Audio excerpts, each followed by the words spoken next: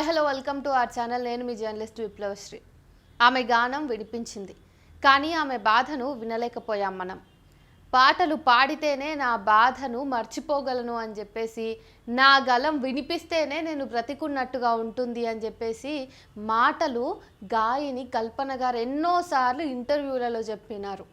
కానీ ఈసారి ఆమె మౌనంగా నిద్ర మాత్రలు మింగారు. ఈసారి ఆమె గలం కాదు, ఆమె మౌనం అందరికీ వినిపించింది. ఈ వార్త విన్న వెంటనే మనందరం షాక్ అయ్యాం. ఎందుకు ఇలా చేసుకుంది? ఆమెకేమైనా పెద్ద సమస్య ఉందా? పాపం, ఎవరైనా తనను ఆదరించాల్సింది. కానీ ఇది ఒక్క కల్పన గారి కథ మాత్రమే కాదు అన్న విషయం మీకు తెలుసా? రోజు రోజుకు వేలాది మంది మన చుట్టూ నిశ్శబ్దంగా కరిగిపోతున్నారు. వారి మనస్సులో పోరాటం జరుగుతోంది, కానీ మనం చూసేలా లేదది. చాలామంది మనుషులు బయటకు చిరునవ్వుతో కనిపిస్తూ లోపల నరకయాతన అనుభవిస్తూ ఉంటారు. నీకు అన్నీ ఉన్నాయిగా, నీకెందుకు డిప్రెషన్ అని అడిగే సమాజమే తీవ్రమైన ఒత్తిడి, ఒంటరితనం ఏంటో అర్థం చేసుకోదు. సహాయం కోరే ధైర్యం లేకపోతే సహాయం చేసేవారైనా ముందుకు రావాలి. ఆత్మహత్య అనేది ఒకరోజు తీసుకునే నిర్ణయం కానే కాదు. ఎంతో కాలంగా నిండిపోతున్న భావోద్వేగ భారం ఒక్క క్షణంలో పేలిపోతుంది. ఎవరైనా మన చుట్టూ మౌనంగా ఉంటే వారిని వెంటనే గుర్తించండి. పరిస్థితిని మార్చే 3 మ్యాజిక్ స్టెప్స్ని నేను మీకు చెప్తాను, వినండి.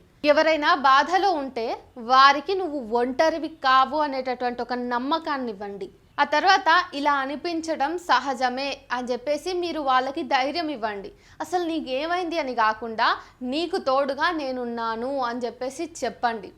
ఎప్పుడు కూడా వాళ్ళకి అవసరమైనప్పుడల్లా ప్రొఫెషనల్ కౌన్సిలింగ్, కుటుంబ మద్దతు, స్నేహితుల ఆత్మీయతను మీరు అందేలాగా చూసుకోండి. వాళ్ళందరికీ అండగా నిలబడాలి. మన చుట్టూ ఉన్న వాళ్ళు హఠాత్తుగా చాలా మౌనంగా ఉంటే సామాజిక మాధ్యమాల్లో ఇంకెందుకు బతకాలి లాంటి పోస్టులు పెడితే, ఎప్పుడూ సరదాగా ఉండేవాళ్ళు ఒక్కసారిగా మారిపోతే ఎవరికీ నేను అవసరం లేను అనేటటువంటి మాటలు మాట్లాడితే వెంటనే వారితో మాట్లాడండి.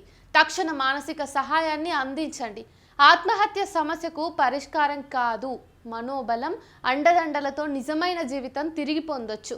జీవితం అనేది ఒక క్షణిక భావోద్వేగానికి తలొగ్గడానికి చాలా విలువైనది.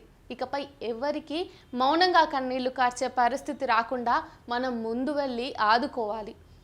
ఈ వీడియో చూసిన ప్రతి ఒక్కరూ మీ చుట్టూ ఉన్న వాళ్ళందరికీ షేర్ చేయండి. వాళ్ళ మానసిక ఆరోగ్యంపై ఒకసారి ఆలోచించండి.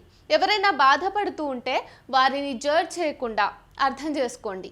జీవితాన్ని వదులుకోవాలనే ఆలోచన ఎప్పుడైనా వస్తే వెంటనే ప్రొఫెషనల్ సహాయం తీసుకోవాల్సిందే. ప్రతి మనసుకు ప్రేమ, ప్రతి మనిషికి తోడు, ప్రతి హృదయానికి హాయినిచ్చే ప్రపంచాన్ని మనందరం కలిసి నిర్మించాల్సిన బాధ్యత మనకే ఉంది.